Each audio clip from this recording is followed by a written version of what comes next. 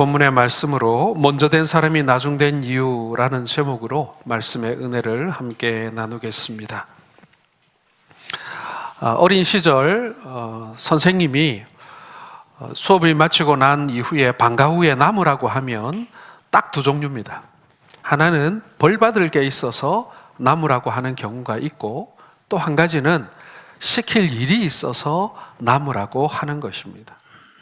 시험 기간이 되게 되면 선생님들이 다른 학년 학생들의 시험지를 이렇게 준비를 하게 됩니다. 요즘에야 컴퓨터로 작업해서 복사기로 돌리면은 금방 시험지 만들어 냅니다만은, 과거에는 우리 선생님들이 어떻게 하셨냐면 그 파란 먹지가 있습니다.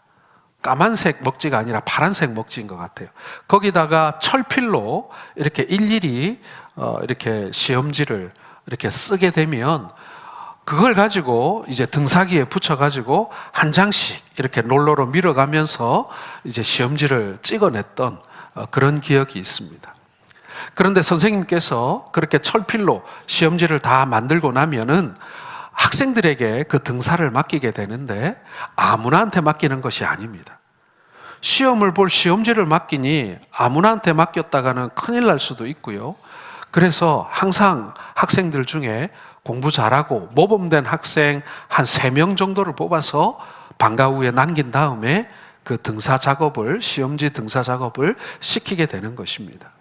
그 당시에 한 반에 60명이 넘었어요. 그 60명이 넘는 학생들 중에 딱 2-3사람만 뽑아가지고 선생님께서 이 은밀하고 중요한 시험지를 찍어내는 작업을 맡겼다. 여러분, 수업 마치고 집에 못 가는 것이 짜증날까요? 섭섭할까요? 피곤할까요? 아닙니다. 얼마나 자랑스러운지, 그리고 나를 뽑아주신 선생님이 얼마나 고마운지. 그렇게 해서 제가 자주 뽑혔다는 얘기예요. 네.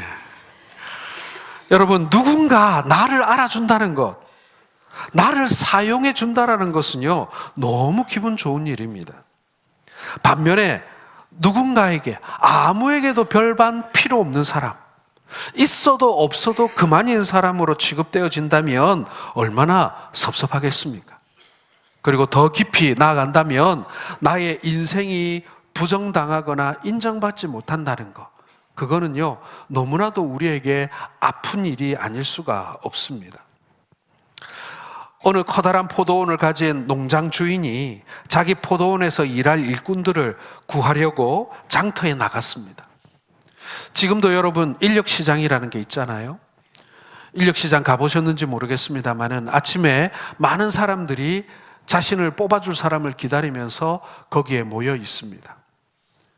일을 시킬 주인이 와서 사람들을, 자기에게 필요한 사람들을 뽑아가게 되면요, 그 다음에 뽑히지 못한 사람들은 기다리게 됩니다. 누가 나를 뽑아주기를. 그런데 아침에 일찍 자기를 자기가 일감을 못 잡게 되면 어떻게 됩니까? 조금만 시간 지나면요 일감이 끊어져 버립니다. 아무도 나를 뽑아가지 않는 거예요. 그러면은 그날은 공치는 날이 되는 것입니다. 여러분, 우리가 하나님 나라에서, 오늘 본문을 예수님께서 시작하시면서 뭐라고 시작하셨냐면요, 천국은 마치 품꾼을 얻어 포도원에 들여보내려고 이른 아침에 나간 집주인과 같으니 라고 말씀을 시작하고 있습니다. 이 말씀은 뭐냐면요, 하나님 나라의 원리는 이와 같다라고 예수님께서 말씀하기 시작하시는 것입니다. 하나님 나라의 원리를 바로 이 포도원 품꾼의 비유를 통해서 말씀하고 계시는 것이죠. 내용은 우리가 읽어본 대로 아침 6시, 아침 9시, 그리고 정오, 그리고 오후 3시, 그리고 오후 5시에 각각 다른 시간에 일꾼들을 뽑아가는 그 주인의 이야기입니다. 여러분, 우리가 생각할 때 경제적으로 보자면요, 아침에 한 번에 딱 뽑아가지고 될 수 있으면 긴 시간 동안 적은 임금으로 일을 시키는 것이 포도원 주인에게는 경제적으로 유익합니다. 그런데 이 주인은 무슨 생각인지 아침에도 뽑고 점심때도 뽑고, 그리고 6시면 일을 마쳐야 되는데 5시에도 일꾼을 뽑는 것입니다. 경제적인 논리로 설명될 수 없는 이 포도원 주인의 행동인 것이죠. 그렇다면 오늘 이 포도원 주인은요, 경제적으로만 이득을 얻기 위해서 이 포도원을 운영하는 것이 아니라는 것을 우리가 알 수 있습니다. 포도원 주인에게는 다른 뜻이 있는 거예요. 많은 사람들을 이 포도원의 일에 참여시킴으로 말미암아 이들을 가치 있게 쓰고자 하는 그런 마음이 이 포도원 주인에게는 있는 것 아니겠습니까? 그런 의미에서 이 포도원 주인은 참으로 선한 사람이라고 할 수 있을 것입니다. 자, 그런데 문제가 생겼어요. 이렇게 포도원 주인이 아침, 점심, 그리고 오후 늦게 포도원 품꾼을 이렇게 뽑아서 일을 시켰는데 품삯을 줄 때에는 모두 동일한 품삯을 주더라는 것입니다. 누가 제일 불만이 많았겠습니까? 제일 오래 일한 사람들이 불만을 토로하기 시작했습니다. 우리는 아침 일찍부터 와서 온종일 땡볕 가운데 땀을 흘리며 수고하며 일했는데 오후 5시에 와서 겨우 1시간 일한 사람에게 어떻게 나와 똑같은 대우를 해줄 수 있는가? 여러분, 이것이 오늘 본문에 나타난 먼저 와서 일을 한 일꾼들의 불평의 내용이었던 것입니다. 자, 이런 얘기를 하시면서 예수님이 결론적으로 16절의 말씀을 하고 계십니다. 자, 우리 한번 같이 읽어볼까요? 이와 같이 나중된 자로서 먼저 되고 먼저 된 자로서 나중되리라. 여러분, 이 말씀이 바로 오늘 본문의 내용을 통해 주님이 주시려고 했던 교훈의 핵심인 것입니다. 자, 그런데 오늘 본문을 잘 읽어보면요, 나중된 자가 먼저 된다, 이것을 주님이 강조하시는 것이 아니라 먼저 된 자가 나중될 수도 있다라고 하는 이 사실을 주님께서는 강조하고자 하셨다라는 것입니다. 왜냐하면 오늘 본문의 배경을 이루고 있는 바로 전장인 마태복음 19장 27절 이하에 보시면은 이런 내용이 나오고 있기 때문에 그렇습니다. 어느 날 예수님의 수제자였던 베드로가 예수님 앞에 나와서 이런 얘기를 합니다. 자, 마태복음 19장 27절을 같이 읽어보겠습니다. 베드로가 대답하여 이르되 보소서, 우리가 모든 것을 버리고 주를 따라 싸운데 그런즉 우리가 무엇을 얻으리이까? 베드로가 예수님을 위해서 희생하며 따라다니다 보니까 어느 날 본전 생각이 나기 시작한 것입니다. 이 화창한 맑은 날, 산이 부르고 바다가 부르고 그리고 해외여행을 떠나면 얼마나 좋을까? 그런데 놀지도 못하고 주일날 쉬지도 못하고 내가 스트레스 받아가면서 내가 주님을 따라다니기 위해서 오전 오후 예배를 드리며 얼마나 나의 많은 것들을 희생했는데, 자, 그렇다면 이제 나에게 돌아올 대가가 도대체 무엇인가? 오늘 베드로가 이런 생각을 하기 시작했던 것입니다. 자, 이 질문에 대답하기 위해서 오늘 예수님께서 이 포도원의 품꾼 비유를 말씀하게 된 것입니다. 그러니까 베드로는 먼저 된 제자 아니겠습니까? 그렇죠? 먼저 된 제자 중에서도 제일 으뜸이었던 제자였습니다. 이 먼저 예수님을 따르기 시작한 사람들의 마음속에 이 잘못된 생각, 잘못된 동기를 예수님께서 보셨다라는 것입니다. 이것 때문에 이 사람들은 아침부터 일찍 와서 죽어라 일을 했지만 먼저 된 사람도 나중될 수 있는 함정이 있다, 그런 위험성에 노출되어져 있다, 이것이 본문을 통해서 주님께서 우리에게 주시고자 하는 중대한 교훈인 것입니다. 그래서 여러분, 제목이 먼저 된 자가 나중이 되는 이유라고도 할 수 있지만 먼저 된 사람이 나중될 수도 있다, 나중되게 만드는 위험성, 이것을 오늘 예수님께서는 말씀하고 있는 것입니다. 먼저 된 자는 무조건 나중된다라는 얘기가 아니라 먼저 된 자가 나중될 수 있는 위험성이 있으니 주의하라라는 말씀을 오늘 우리에게 주고 계시는 것입니다.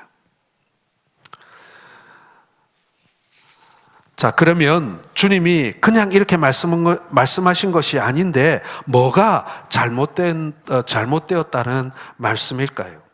이 먼저 온 사람들의 자세에 있어서 무엇이 잘못됐다는 그런 말씀이겠습니까? 오늘 본문에서 세 가지 이들의 잘못을 발견할 수 있습니다. 다시 말씀드리자면 먼저 된 자가 빠질 수 있는 이 함정이 세 개가 있다라는 거예요. 첫 번째는 여러분, 하나님을 향한 잘못된 자세, 흥정의식이라는 것입니다. 자, 본문에 나타난 일꾼들은요, 주인을 향해 잘못된 자세를 가지고 있습니다. 이 품꾼들은 흥정하려는 마음으로 일을 시작하고 있는 거예요. 베드로가 예수님께 뭐라고 물었습니까? 주님, 내가 이렇게 주님을 위해서 희생하고 헌신했는데 그렇다면 나에게 돌아올 것이 무엇입니까? 이게 바로 여러분 흥정인 거예요. 내가 이만큼 일했으니 이러한 보상을 받는 것이 아주 당연하고 마땅하다라는 거예요. 이것이 품꾼들의 숨길 수 없었던 마음입니다. 정당한 요구라고 스스로 생각했으니까요. 자, 그런데 이 품꾼들이 처음에는 어떤 신분이었습니까? 이 품꾼들의 처음 처지가 어땠을까요? 자, 3절 말씀 한번 읽어보겠습니다. 또 제3시에 나가보니 장터에 놀고 서 있는 사람들이 또 있는지라. 이 사람들이 어떤 사람들이었다고요? 장터에 놀고 서 있는 사람들이었다라는 거예요.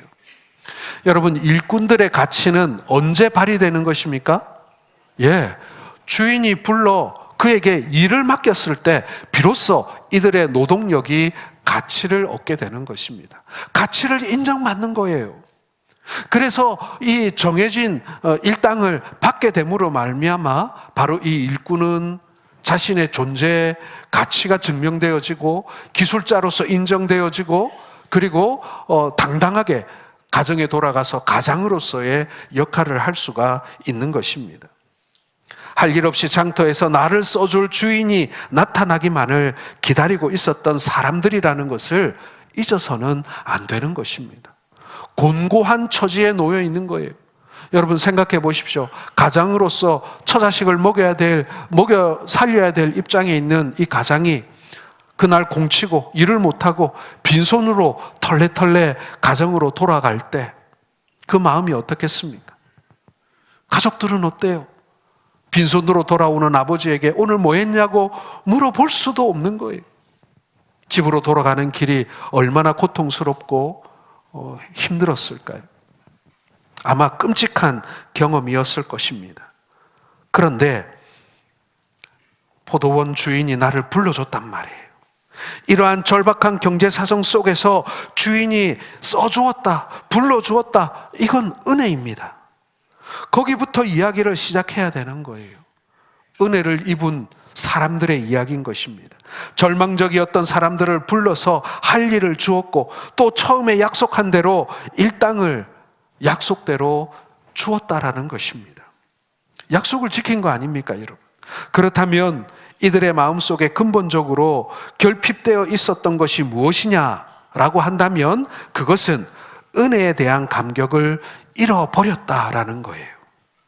할 일이 없어서 놀고 있던 나를 불러주신 그 주인의 은혜, 아니 이것이 없으면 나를 비롯한 나의 가족들 모두가 굶을 수밖에 없는 그런 공고한 처지 가운데, 그런데 나를 선대하신 그 주인의 은혜에 대한 감격이 사라져 버렸다라는 것입니다.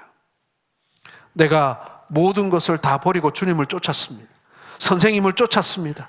집도 버려두고 공휴일도 버려두고 나는 주님을 쫓았습니다. 그런즉 내게 돌아오는 것은 무엇입니까?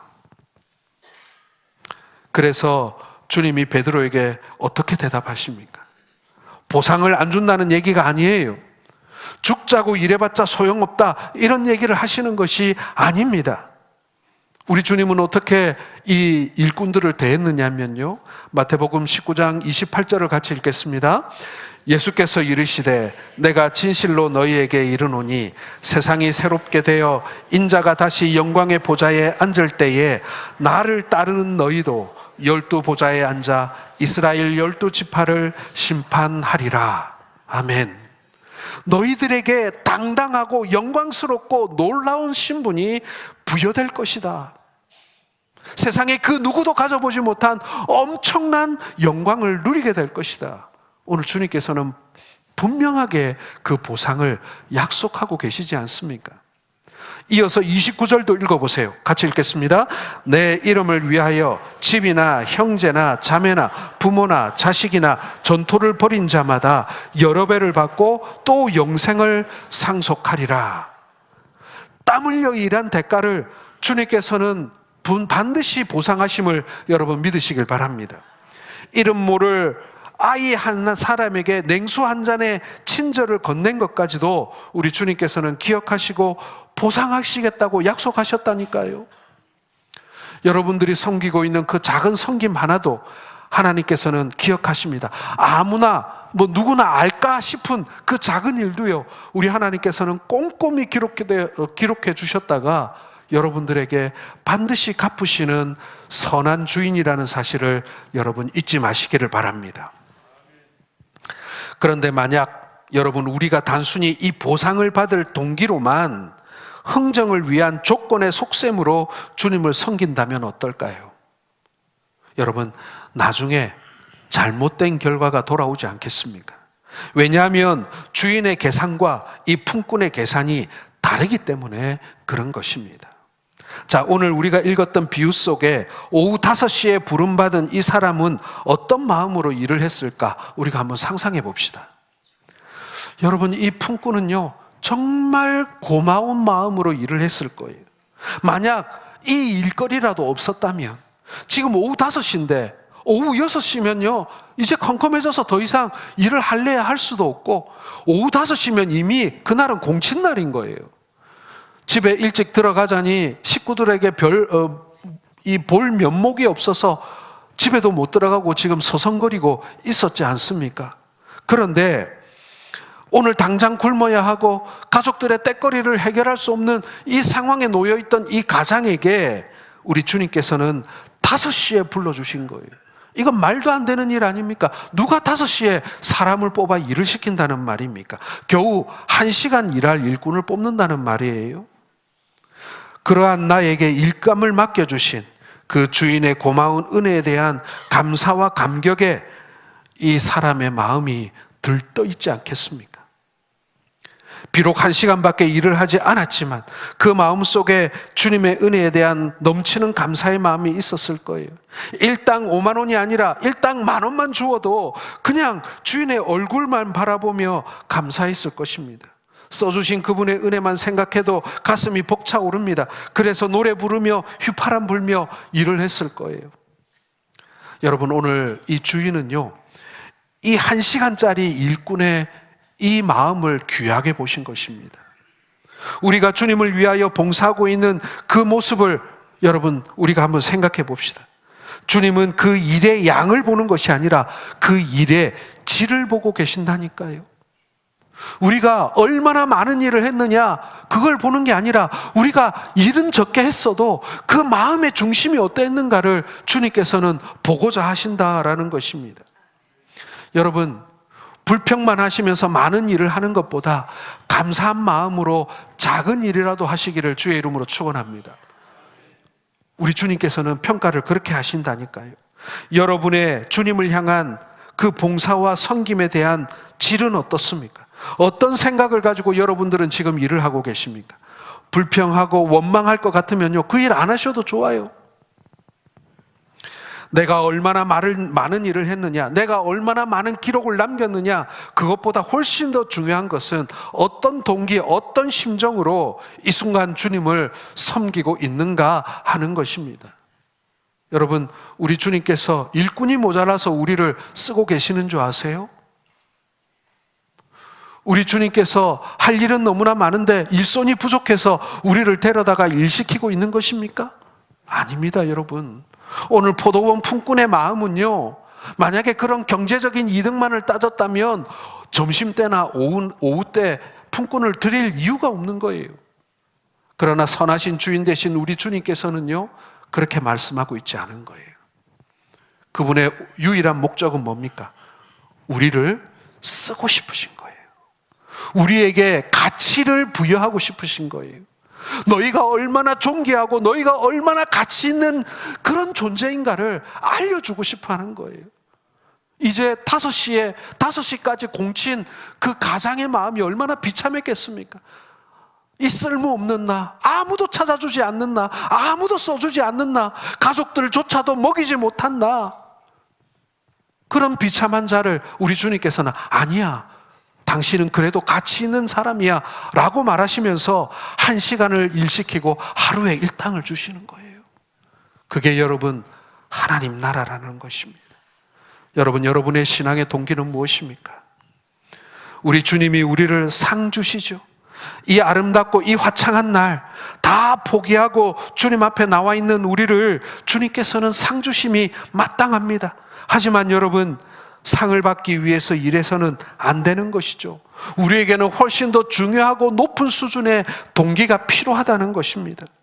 죽을 죄인을 용서하시고 나를 하나님의 자녀로 삼아주신 것만으로도 감사한데 거기다가 나를 사용해 주신다고, 나를 가치 있는 인생이라고 말씀하시면서 네가 하는 일이 너무나 귀하고 존귀하다라고 말씀해 주시는 것, 주님을 섬기고 주님을 봉사하고 주님을 위해, 형제를 위하여 일하는 것, 여러분, 이 놀라운 특권을 주신 주님의 은혜가 얼마나 감사하고 놀랍습니까? 여러분, 이것이 하나님을 섬기는 하나님의 백성들의 동기가 되어야 할 줄로 믿습니다. 오늘 예수님께서 이 포도원의 품꾼의 이야기를 하시는 것은요, 우리가 얼마나 가치 있는 존재이고 얼마나 우리를 사랑하시는지에 대한 이야기이기도 하고요, 그리고 우리를 쓰고자 하시는 하나님의 그 마음, 우리에게 가치를 부여하시고 내가 인생을 통해서 그 하나님과 함께 살아가는, 함께 일하는 가치를 발견하기를 원하시는 하나님의 그 마음, 그 마음이 있다는 것입니다. 자, 그런데 먼저 온 품꾼들에게는요, 이 동기가 없거나 있었다가도 사라져 버렸습니다. 아주 동기가 없었던 것은 아니에요. 처음에는 고마웠을 거예요. 왜냐? 나를 제일 먼저 뽑아줬잖아요. 그렇지 않습니까? 이 포도원 주인이 와가지고요, 제일 먼저 아침 6시에 많은 사람들 중에 나를 제일 먼저 뽑아줬단 말이에요. 1등으로 뽑아줬어요. 제일 먼저 기억해줬어요. 저번에 많은 사람들 일 시켜보니까 그 사람들 중에서 당신이 제일 일을 잘하더라, 당신 1등 하고 먼저 뽑아간 거예요. 일자리를 구하기 어려울 때에 나를 알고 불러주시고 일자리를 주시고 후하게 일당을 약속하신 주님, 얼마나 고마워요. 처음에는 너무나 고마웠습니다. 그런데 시간이 가면 갈수록 이게 바뀌기 시작하는 거예요. 사랑하는 성도 여러분, 특별히 오래 예수 믿은 성도 여러분, 이 동기의 변질을 조심하셔야 합니다. 내가 처음에 주님의 첫사랑을 깨닫고 무엇을 해도 감사하고 무슨 일을 해도 주님의 은혜가 사무치던 그때, 그런데 시간이 흘러가면 갈수록 이 동기가 점점 흐릿해지면서 그 마음이 사라져 버리는 거예요. 여러분, 이것이 먼저 온 품꾼들에게 나타난 아픈 현실이었다라는 것입니다. 왜 그랬을까요? 나중에 들어온 품꾼들을 보면서 비교하는 마음이 생겼기 때문에 그런 거예요. 두 번째 함정입니다. 먼저 된 자가 나중되는 그 비극을 불러오는 두 번째 함정이 바로 이 비교의식인 거예요. 지금 먼저 온 사람들이 낙담한 원인이 무엇입니까? 오후 5시에 와서 1시간밖에 일하지 않은 사람이 자기와 똑같은 일당을 받는 것을 보면서 이게 아주 막 열받게 만들어버린 거예요. 아니 말이야, 내가 지금 몇 시간을 일을 했는데 겨우 1시간 일한 사람하고 내가 똑같은 대우를 받아야 돼? 만약에 여러분 뒤에 들어온 일꾼들이 없었다면요, 아마 이 아침에 뽑힌 일꾼들은요, 일이 마칠 때까지 기쁨으로 이 일을 끝냈을지도 모르겠어요. 그런데 나중에 들어온 이 품꾼들 때문에 내 마음이 상하고 비위가 상하고 자존심이 상하고 이러는 거예요. 같은 주인의 밭에서 일하는 일꾼들이 서로가 서로를 향하여 가져야 할 마음은 어떤 것이겠습니까? 그건요, 우리는 같은 주인을 섬기는, 같은 밭에서 일하는 동력자다, 동업자다, 여러분, 이런 마음이 있어야 되는 것 아니겠습니까? 그런데 이 먼저 들어온 품꾼들은요, 뒤에 들어온 품꾼들을 경쟁자로 생각했던 것입니다. 누가 더 많이 받나? 누가 더 일은 적게 하고 더 많이 받을 수 있는가? 이런 것 때문에 자신의 이 동업자, 자신의 이 친구, 동력자들을 생각하는 것이 아니라 경쟁자 의식, 그것이 마음속에 생겨나면서 처음 품었던 그 감사가 사라져버리기 시작한 것입니다. 먼저 온 사람들의 봉사를 추하게 만들어버린 이유가 바로 이것입니다. 사람들의 봉사 생활을 휘청거리게 만든 거예요. 이것이야말로 한국교회 교인들이 가장 가슴 아프게 여겨야 할 장면인 것입니다. 우리 한국 사람들에게 가장 부족한 것이 무엇이냐면 같이 일하는 동력자 정신입니다. 한마디로 우리는 같이 잘 사는 일을 잘 못합니다. 한 데나리온씩 받아서 같이 잘 살면 얼마나 좋습니까? 나는 물론 하루 종일 일을 해서 한 데나리온을 받고 저 사람은 1시간밖에 못해서 한 데나리온을 받지만, 그러나 나도 어느 날 저 사람처럼 저런 은혜를 입을 날이 있겠지. 저 사람도 오늘 빈손으로 들어갈 수밖에 없는 불쌍한 가장이었는데 좋은 주인 만나가지고 일은 적게 했지만 한 데나리온을 받아가게 되었으니 얼마나 다행이야. 여러분, 이 마음이 들어야 되는데 저거는 뭐라고 저 1시간 만에 한 데나리온을 받나. 세상 참 불공평하네. 저 무슨 백으로 들어왔대. 이런 마음이 우리 속에 생겨나기 시작하는 것입니다. 사랑하는 성도 여러분, 같이 잘 살고 같이 행복해지고 같이 복받는 것을 우리가 잘 못해요. 남이 잘 되는 꼴을 못 본다. 이게 우리의 나쁜 습관 아닙니까? 이것은요, 공평의 문제로 다룰 수가 없습니다. 그렇지 않습니까, 여러분? 나보다 그 사람이 좀 약한 사람일 수도 있어요. 여러분, 주인들이 와서 일꾼 뽑아갈 때 제일 먼저 뽑아가는 사람이 누굽니까? 기술 좋은 사람 빼갑니다. 그렇죠? 그 다음 빼가는 사람들은 누구예요? 비실비실한 사람 말고 좀 건강하고 튼튼해 보이는 사람 데려갑니다. 그러면 제일 마지막에 남는 사람들은 어떤 사람들인 거예요?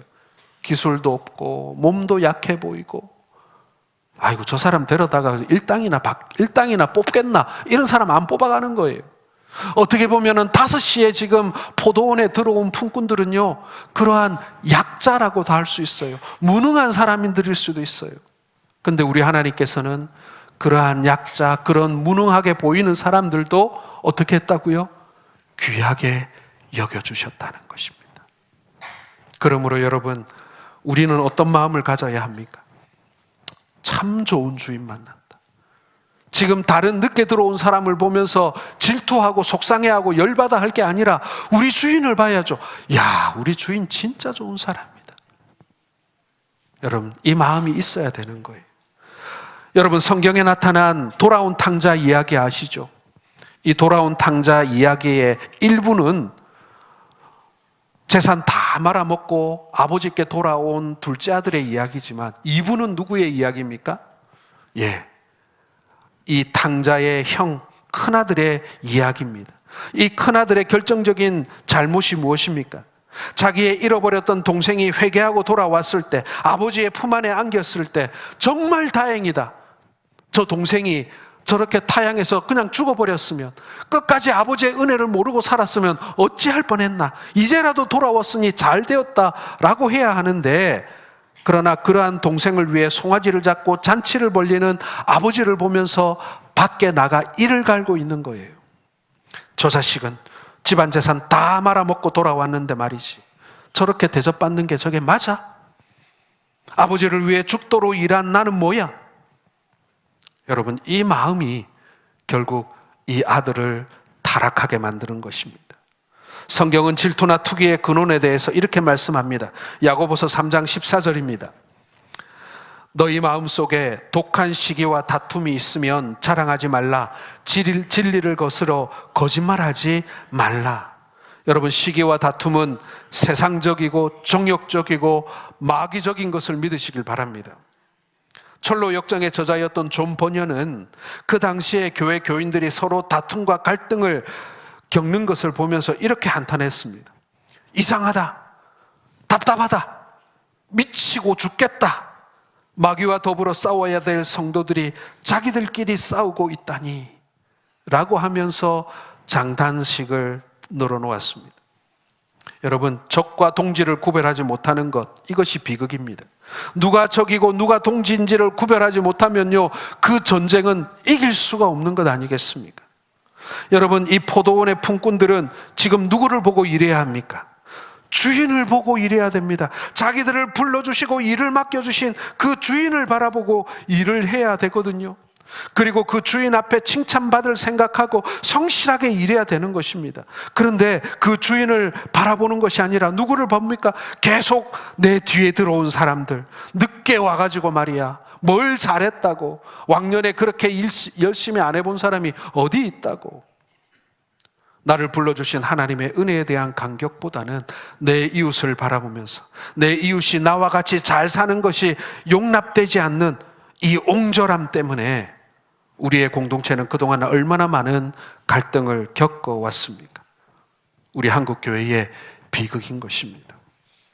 사랑하는 성도 여러분, 나보다 더 연약하고 나보다 더 불쌍한 처지에 있는 사람들이 받는 것을 마음을 다해 기뻐하고 축하해 주실 줄 아는 성도들 되시기를 바랍니다. 그리하여 우리 모두가 다 함께 하나님의 은혜, 하나님의 사랑, 하나님의 복을 함께 누리며 사는, 그래서 하나님이 우리에게 주신 이 복된 포도원, 우리의 교회를 만들어갈 수 있는 우리 성도들 되시기를 바랍니다. 이것이 오늘 성경 본문을 통해 우리에게 주시고 있는 도전인 거예요. 마지막 세 번째로, 여러분, 자기 자신을 향한 공로자 의식이 우리의 함정입니다. 먼저 온 사람들이 범한 잘못, 자기 자신을 향한 잘못이 바로 이 공로자 의식입니다. 10절 같이 읽겠습니다. 먼저 온 자들이 와서 더 받을 줄 알았더니 그들도 한 데나리온씩 받은지라. 자, 먼저 온 품꾼들은요, 이미 주인과 하루 품삯으로 한 데나리온을 약속받았습니다. 그런데 뒤에 들어온 사람들이 한 데나리온을 받는 걸 보면서 자신의 노동의 가치를 이제 어떻게 하기 시작하죠? 이제 끌어올리기 시작합니다. 그래? 제가 1시간 일하고 제가 3시간 일하고 한 데나리온 받았어? 그러면 나는 얼마야? 곱하기 4는 해야 되겠지? 라고 얘기하면서 자신의 가치를 재평가하기 시작합니다. 먼저 온 품꾼들은 자기들이 더 많이 받을 자격이 있다라고 스스로 결론 내린 것입니다. 한마디로 말하면 공로자 정신을 갖기 시작한 것입니다. 이 공로자 의식처럼 비기독교적인 생각이 없습니다. 여러분, 공로자 의식의 반대말은 뭐겠습니까? 빚진 자 의식입니다. 하나님의 은혜로 구원받아서 내가 누군가 또 다른 이웃의 도움을 받고 살아가고 있는 나는 빚진 자라는 생각인 것입니다. 그러나 지금 오늘 이 품꾼들의 마음을 지배하고 있는 의식은 바로 공로자 의식입니다. 내가 쟤보다 4배는 더 했다. 내가 쟤보다 10배는 더 했다. 이런 마음 말입니다. 자, 그런데 이 공로자 의식이 많아지면 많아질수록 내 공로가 무시당하고 있다라는 생각이 나 자신을 괴롭히기 시작합니다. 그것이 자기 스스로를 더욱더 비참하게 만듭니다. 저 사람도 한 데나리온 주고 하루 종일 일한 나도 한 데나리온 줬다. 이걸 견디지 못하는 거예요. 오늘 한 데나리온 내가 벌었다. 그래서 나와 우리 식구들이 오늘 굶지 않고 하루를 먹었다. 이게 아니라 자신의 공로가 인정되지 못함으로 인하여 죽을 만큼 괴로운 거예요. 그것이 자기 스스로를 더욱더 비참하게 만들고, 여러분, 교회 생활 하다가 낙심하는 가장 커다란 이유 중에 하나가 바로 이 생각 때문입니다. 여러분, 우리 주님은 뭐라고 말씀하십니까? 내 오른손이 하는 것을 왼손이 모르게 하라라고 말씀하십니다. 다시 말하면 내가 지금까지 무엇을 했는지 그것을 다 잊어버리라 라는 말씀인 것입니다. 그래서 예수님께서 이렇게 말씀하시죠. 누가복음 17장 10절 같이 읽겠습니다. 이와 같이 너희도 명령받은 것을 다 행한 후에 이르기를 우리는 무익한 종이라 우리가 하여야 할 일을 한 것뿐이라 할지니라. 그런데도 우리는 내가 얼마나 잘했는가를 기록해 놓기를 원합니다. 그러나 실상은 우리가 한 일이 잘했는지 잘못했는지 우리는 잘 모릅니다. 죄송한 얘기지만 우리는 잘 몰라요. 그것은 하나님만이 판단하실 수 있습니다. 하나님만이 가장 정확하다는 사실을 여러분 아십시오. 내가 아무리 잘했다고 생각해도 하나님께서 인정하시지 않으면 아무 소용이 없는 것입니다. 내가 비록 오후 3시 아니 오후 5시에 와서 일을 시작했다고 하더라도 주님을 섬기는 그 동기가 아름답고 순수했다고 하면 하나님께서는 나를 인정해 주실 것을 여러분 믿으시길 바랍니다. 그러므로 사랑하는 여러분, 나를 판단하실 그분 앞에 내가 부끄러움 없이 설 수 있는 그날을 바라보시기를 바랍니다.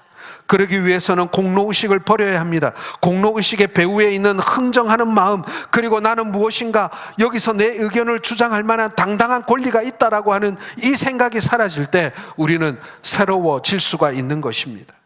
여러분, 신앙생활이 무엇이겠습니까? 그것은 철저한 은혜의 원리에 따라 이루어지는 것입니다. 주님이 은혜로 나를 구원하셨다.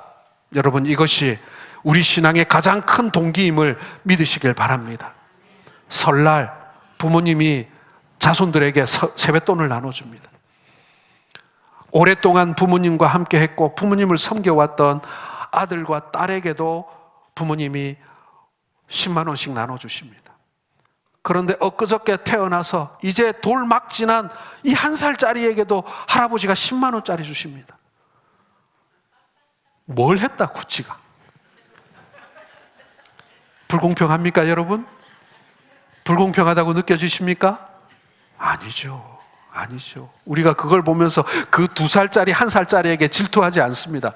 아버지에게 항의하지 않습니다. 아버지, 지금까지 제가 드린 용돈이 얼만데 저 1살짜리하고 저하고 똑같이 주시는 거 이거 말이 됩니까? 그렇지 않죠, 여러분. 사랑하는 성도 여러분, 우리의 시선을 하나님께만 모읍시다. 여러분은 잘 시작하셨습니다. 그러면요, 더 중요한 것은 무엇입니까? 잘 끝내는 것입니다. 잘 시작했다가 엉망진창으로 끝날 수는 없잖아요. 지금까지 잘 달려오셨는데 하나님이 여러분들을 일찍 불러주셨고 1등으로 뽑아주셨고 내가 너 안다, 너부터 내가 쓰고 싶다 하셔서 불러주셨잖아요. 얼마나 영광됩니까? 그런데 끝을 잘못 맺으면 어떻게 해요? 끝을 시기와 질투와 분노로 끝낼 수는 없지 않습니까? 인생을 바르게 끝내야 합니다. 어떤 사람은 아주 작은 믿음으로 시작해서 갈수록 신앙이 아름다워지는 사람이 있는데, 그런데 처음에는 너무나도 영광스럽게 시작했는데 갈수록 불만 불평하는 우리들의 모습은 아니겠습니까? 우리의 셈법과 우리 주님의 셈법이 다릅니다. 품삯을 계산하는 방법이 우리와 주님이 다르다는 거예요. 그 주님의 계산법을 여러분 아셔야 됩니다. 주님께서 우리를 불러다가 일시키는 이유를 아셔야 됩니다. 우리를 불러다가 그분의 금고를 불리기 위해서 우리를 불러주신 것이 아니라는 거 우리가 설명드렸잖아요. 주님이 원하시는 것은요, 우리와 오래 함께 하는 것입니다.